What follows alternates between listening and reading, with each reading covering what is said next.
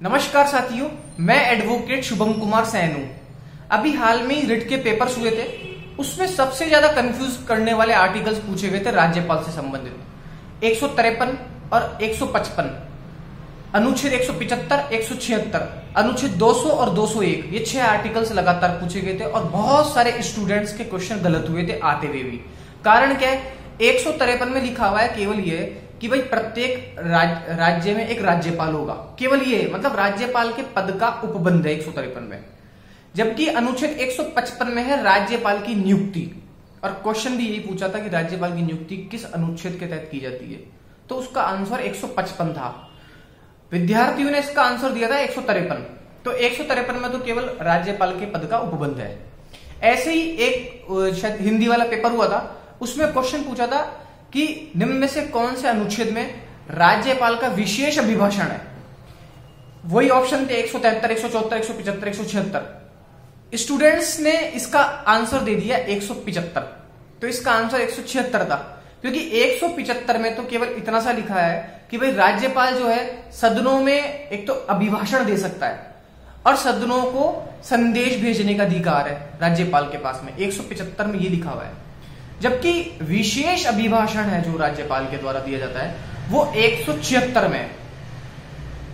ऐसे ही जो कंफ्यूज करने वाले आर्टिकल 2 और है राज्यपाल के बारे में, अनुच्छेद 200 और 201, तो उसमें क्वेश्चन ये पूछा था वो रिट वाले पेपर्स में एक, कि भाई जो राज्यपाल है कब जो राष्ट्रपति के द्वारा विचार आरक्षित रखता है, कोई विषय को आरक्षित रखता है, कब सदन को पुनर्विचार के लिए लौटा देता है विधानमंडल को।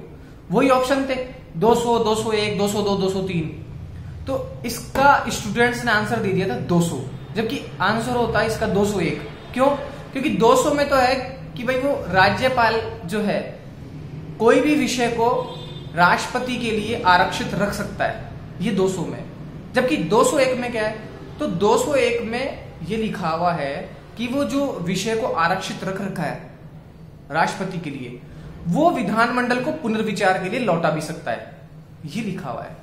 तो इस तरह से ये 6 अनुच्छेद बहुत कंफ्यूज किए थे, तो मैंने सोचा एक राज्यपाल से संबंधित सभी अनुच्छेदों का एक वीडियो बना देता हूं, लाइन टू लाइन बिल्कुल। 153 में क्या है? तो 153 में राज्यपाल के पद का उपबंध है।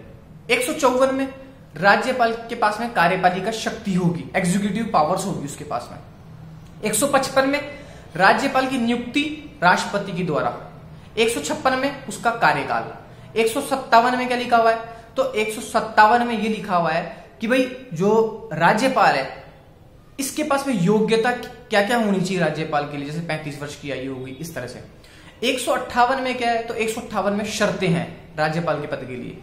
159 में शपथ का प्रावधान है, और 160 में ये लिखा हुआ है, अनुच्छेद 160 में, कि भाई आकस्मिक कुछ परिस्थितियों में राज्यपाल के कार्यों का निर्वहन, इस बारे में उपबंध है। 161 में राज्यपाल के पास में कुछ न्यायिक शक्ति भी है, जैसे वो सजा को माफ कर सकता है, कम कर सकता है, इस तरह से। और ऐसे ही 162 जो है इसमें लिखा हुआ है कि भाई राज्यपाल है ना, वो एक तरह से राज्य में राष्ट्रपति के समान ही होगा, उसकी भूमिका होगी राष्ट्रपति के समान ही। ऐसे 163 में क्या है? तो 163 में है कि भाई राज्यपाल के पास में स्वविवेकीय शक्ति होगी। 164 में राज्यपाल जो है मुख्यमंत्री की नियुक्ति करता है। 165 में राज्यपाल जो है वो महाधिवक्ता की नियुक्ति करता है। ये 165 तक तो लगातार हो गए, 153 से 165 तक। अब जो मुख्य और अनुच्छेद बचे हैं, जैसे आर्टिकल आपने देखा होगा 174 है, तो 174 के तहत जो राज्यपाल है वो किसी भी सत्र का सत्रावसान कर सकता है, विघटन कर सकता है, किसी जैसे विधानसभा का, इस तरह से। 175 में मैंने पहले ही बताया आपको कि भाई वो जो सदन है उनको अभिभाषण दे सकता है और कोई संदेश भेज सकता है। ऐसे ही 176 जो है इसके तहत राज्यपाल के पास में विशेष अभिभाषण देने का अधिकार है सदनों को। ऐसे ही फिर आ जाओ आप, जो आर्टिकल है 213 के तहत राज्यपाल के पास में अध्यादेश जारी करने की शक्ति है। ऐसे ही एक आर्टिकल है 233। इस 233 के तहत जो राज्यपाल है वो जिला न्यायाधीशों की नियुक्ति करता है उच्च न्यायालय के परामर्श पर। और ऐसे ही एक आर्टिकल जो राज्यपाल से संबंधित है वो है 333। इस 333 के तहत वो क्या करता है, विधानसभा में जो एंग्लो इंडियंस होते हैं उनको मनोनीत करते हैं राज्यपाल महोदय, लेकिन अब इस प्रोविजन को समाप्त कर दिया गया है। तो इस तरह से ये जो सभी आर्टिकल मैंने बताए ये राज्यपाल के उपबंध से संबंधित है। उम्मीद करता हूं आपको ये विषय बहुत अच्छे से समझ आया होगा। धन्यवाद।